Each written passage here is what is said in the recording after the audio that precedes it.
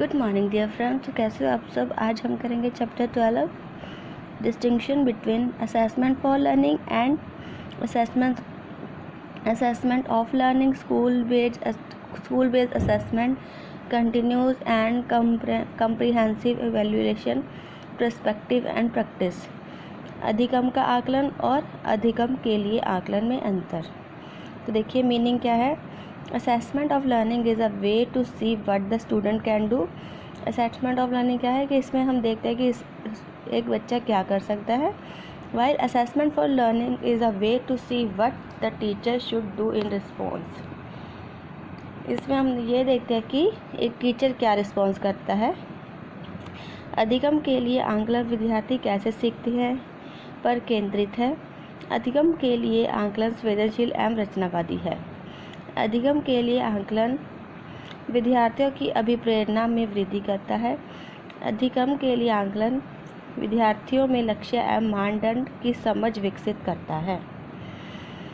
अधिगम का अर्थ क्या होता है। सीखना और सीखने की प्रक्रिया निरंतर चलती रहती है, यानी यह भी विकास की ही तरह जन्म से मृत्यु तक चलती रहती है।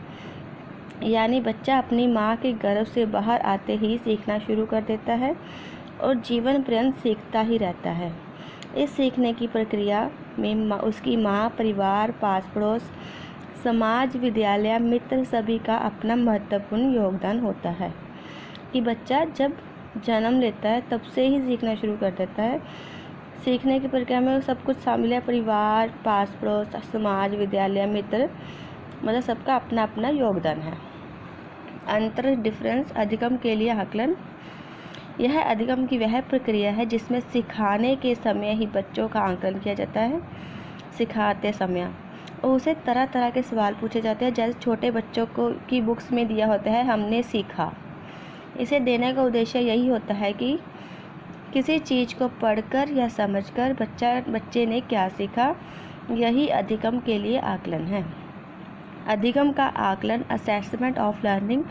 यह अधिगम की वह प्रक्रिया है जिसमें पता लगाया जाता है कि अधिगम की प्रक्रिया पूरी होने के बाद बच्चों ने क्या क्या सीखा, वह कहाँ तक पहुँचे। अधिगम के रूप में आकलन के अंतर्गत बच्चों को छोटी छोटी जिम्मेदारी दी जाती है जिससे कि उन्हें लगे कि वे कुछ कर सकते हैं। इसलिए बच्चों को खुद से काम करने को कहा जाता है, तो उनको इससे पता चलता है कि कितना सीखा और अभी कितना सीखा बाकी है। तो सीखने के उद्देश्य क्या है। एजुकेशनल ऑब्जेक्टिव, इवैल्यूएशन प्रोसेस, मूल्यांकन प्रक्रिया। तो इसमें आते हैं learning experience and evaluation procedure. सीखना अनुभव, मूल्यांकन विधियाँ। सीखना अनुभव में क्या होगा, प्रैक्टिकल एंड प्रैक्टिकल, और इसमें tools and techniques. Text book, पाठ्य पुस्तक, लेक्चर, व्याख्यान, प्रोजेक्ट, प्रयोजन, प्रॉब्लम, समस्या, डिस्कशन, वाद विवाद, एक्टिविटी, क्रियाएं। इसमें oral, writing, written and practice, मौखिक, लिखित एंड प्रयोग, ऑब्जर्वेशन, अवलोकन, रेटिंग स्केल, एटीट्यूड स्केल, अभिवृत्ति स्केल, इंटरेस्ट इन्वेंटरी, रुचि सूचियाँ, पर्सनालिटी टेस्ट, निजी सूचियाँ। आकलन डैश। सीखना आकलन और निर्देश के बीच डैश को मजबूत करने को सीखने को प्रभावित करता है। आकलन के लिए सीखना आकलन और निर्देश के बीच संबंध को मजबूत करके सीखने को प्रभावित करता है। परिमाणात्मक मूल्यांकन के अंग है मौखिक, प्रायोगिक और लिखित। आत्म आकलन क्या है। विद्यार्थी द्वारा खुद का आकलन। आंकड़ों का संक्षिप्त रूप क्या है। सूचना कैसी प्रक्रिया है। यह एक ऐसी प्रक्रिया जो निरंतर चलती रहती है। अधिगम के लिए आकलन कैसा है। संवेदनशील और रचनावादी। अधिगम के लिए आकलन विद्यार्थियों में किस में वृद्धि करता है। अभिप्रेरणा में। लक्ष्य एवं मानदंड की समझ कैसे विकसित होती है। अधिगम के लिए आकलन से। सीखने के उद्देश्य क्या है। मूल्यांकन प्रक्रिया, सीखने का अनुभव, मूल्यांकन विधियाँ। सीखने के अनुभव में क्या आता है। सिद्धांतिक और व्यवहारिक, प्रैक्टिकल एंड प्रैक्टिस। मूल्यांकन विधियों के अंतर्गत क्या आता है। उपकरण एवं तकनीकें, tools and techniques.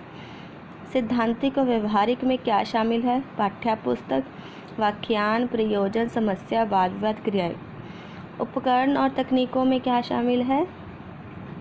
Oral, written and practice, observation, rating scale, attitude, interest, inventory, personality test. मतलब मौखिक, लिखित, प्रायोगिक, अवलोकन, रेटिंग स्केल, अभिवृद्धि स्केल, रुचि सूचियाँ, निजी सूचियाँ। मूल्यांकन के सिद्धांत: संपूर्णता का सिद्धांत, उद्देश्यों का सिद्धांत, प्राथमिकता का सिद्धांत।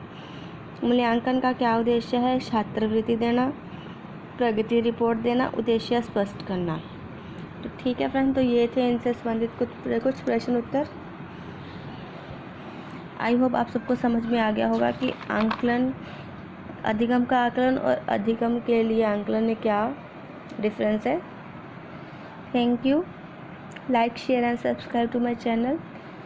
Thank you. Have a nice day. Okay, bye bye.